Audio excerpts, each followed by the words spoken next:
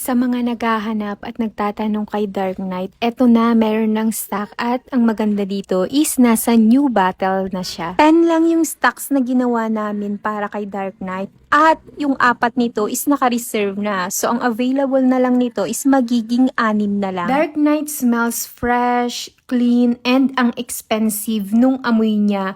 Parang you're a decent man or a rich kid ang atake mo. Amoy mayaman si Dark Knight. Masculine yung scent niya and napaka people pleasing nung scent na to. At all eyes on you kapag ito yung perfume na gamit mo. Dark Knight is a musky, dark chocolate, wood aquatic, fresh, warm, spicy. Tapos yung dry down naman niya is floral and patchouli leather. If looking ka ng perfume na pwede pang everyday use, pang casual, or pang office, pang pasok mo sa work mo, maganda si Dark Knight na matry mo. Kasi napaka long lasting nitong perfume na to na kahit i-spray mo siya ngayon sa damit mo is maaamoy mo pa siya kinabukasan kahit ilagay mo siya sa labahin.